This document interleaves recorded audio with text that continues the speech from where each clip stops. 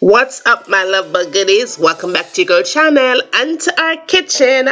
As you requested, how to make Jamaican saltfish fritters right the first time. Now, if you are here and watching me making these saltfish fritters for your very first time, feel free to subscribe and turn on those notification settings so you will always be reminded whenever your girl uploads a brand new video like this and any other thing like this. It's going to be fast, it's going to be easy, and it's going to be simple. So yeah, let's get started. You don't remember where you're coming from.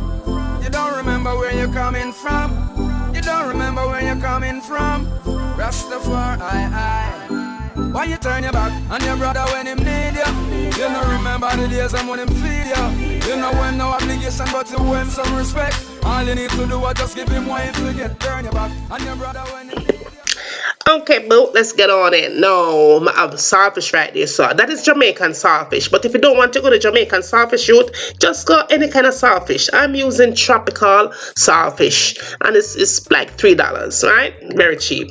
Now, what I'm doing here, though, you could soak it overnight, but I'm not going to be doing all of that. I'm going to be boiling mine. So make sure that your water is nice and hot and boiling when you add it in. It's going to cook for 30 minutes. However, 15 minutes into the process, you take it out, you throw that water off, you put fresh water in your pot, put the saltfish back in and give it another 15 minutes. Total 30 minutes. Now, after 30 minutes, that is what it's going to look like. You're going to go ahead and you're going to pinch it up and pick it up, and you're going to do it in your desired pieces. However, goodie, do not make it too chunky, because you want to make sure when you are eating your fritters or your fritters, your saltfish fritters, you can actually taste it in every single bite, and don't overboil out the saltfish, because a saltfish fritters you make, right? You want to make sure you have the flavor of that saltfish in your fritters. Now, this is what I use when I'm making my saltfish fritters. I always have onions and bell pepper, tomato, scallion, and hot pepper. I'm using the Jamaican Scotch bonnet pepper. So once again, it's onion, tomato, scallion, and bell pepper. And you could take away or multiply if you want, because of your kitchen. You could do what you want, right? But make sure you don't skip this, right? I always had all-purpose flour only when I'm making mine. All-purpose flour. In that container is 2 cups of all-purpose flour, and I'm going to add a cup and a half of water, but you'll see as I go along later on down the line, so you get it right. We'll do this right the first time. Now, to give it flavor and to kick it up a notch, you need black pepper. I'm using garlic powder, and I'm using seasoning salt. Now, you could add any kind of seasoning you want to add, but that is Jamaican all-purpose seasoning. Whatever you like, you go ahead and use it. You could add egg to it, but I never add egg into my fritters. But if you want to add egg, feel free to do so. Now, let's get started and get this thing popping. Now, in a container, you go ahead and add all your veggies in. Now, that saltfish that you cooked earlier, and you pick up pretty much like that into some like a bite-sized pieces, you're going to go ahead and just dunk everything into that container. Pretty much like that. Because we're going to make this thing fast, easy, and simple. And not just fast, easy, and simple, but tasty, easy, and simple. Now, you're going to add 1.5 cup of cold water into that mix. So, in your veggies and your saltfish, you go ahead and you add 1.5 cups of water. Cold water. The colder the water, the better the fritter is going to taste. Then you go ahead and add your all-purpose flour, and that's 2 cups, but I'm using a total of 2.5 cups.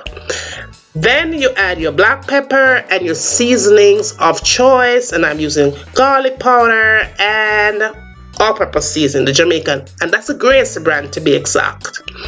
You just want to go ahead and mix that all in. Now, this is where making fritters gets complicated, But listen, we are going to get this right the first time, right?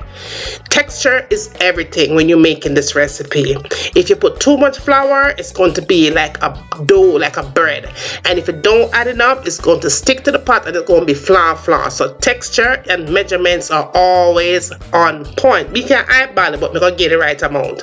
No, it wasn't right, because if I had done it with that 2 cups of flour, it probably would have been flan. So I went in and add another half cup of the all-purpose flour only. I do not use self-rising flour because I'm not making pancakes, fritters, saltfish fritters. I am making Jamaican saltfish fritters right the first time. So this is how we do it in this kitchen, yeah. All right, goodie. So you see the texture is on point. It's not runny and it's not overly thick. It is just perfect, and that's how you want to have it. Now in your pot, you want to make sure that your oil is about 350 degrees.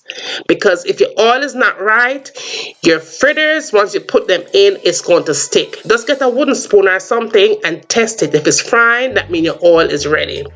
Now we are going to start frying, and as you can see, it starts to fry immediately, right? When I start putting them in. Now your heat, do not turn it on high heat, because this thing is going to burn and the inside will not be cooked. So you want to make sure that your fire is on medium heat, not medium high heat or medium low heat, right in at the center. That's where we want to have the heat, so you could have the most perfect saltfish fritters done in your kitchen right the first time. Now my pot right here holds only 6 at a time, and they're pretty, the size are pretty good. But you could, if you have a bigger pot, go ahead and add more, go ahead and add less, but I'm doing 6 at a time here.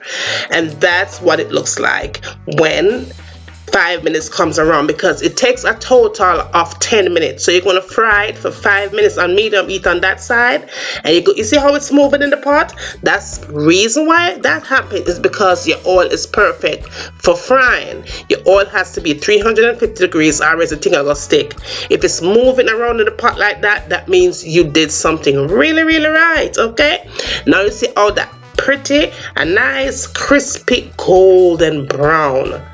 If I had put if I had skipped the all-purpose process and went for self-rising flour, all the oil that's in that pot right there, it would have sucked up all the oil, and then we would have had pancake fritters, right? So do not use it. Do not use, if you're doing it, no use it. We're not making pancakes. No, we're not. That is how you want it to be. That oil is going to be sitting, just fried, not soaking up. We don't need that. A lot of people say, oh, the fritters come out all oily and stuff. That's because you use self-rising flour. Don't use it. Now that is perfect. After 10 minutes, I'm going to go ahead and remove those goodness. That is so crispy and crunchy.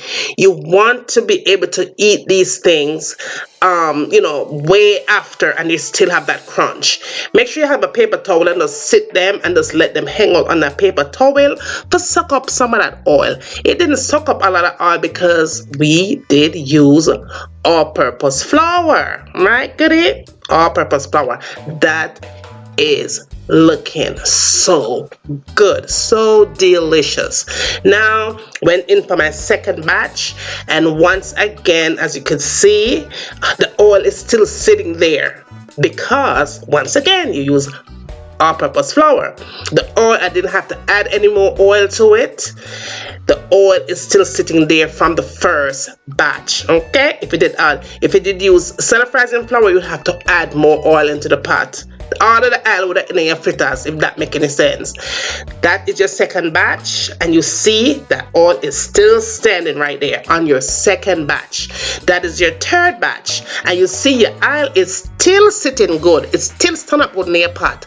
You know what I'm saying? Even though you didn't go ahead and go mess around with that self-rising flour, all-purpose flour is the way to go. Perfect. I still slung that. The thing's still nice. Now, let's just say, hope you have subscribed to the channel. Make sure that giving your girl some like and sharing the recipes with your friends and your family. I always have some good recipes up here, right? They're always good. They're always easy to follow. They're always fast, easy, and simple.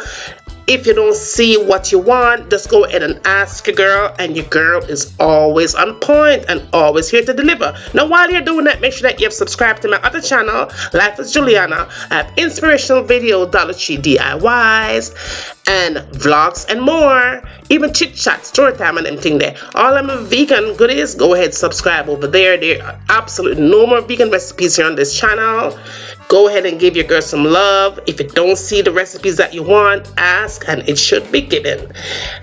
Thanks for the love. Thank you for supporting me, and I love you guys so much.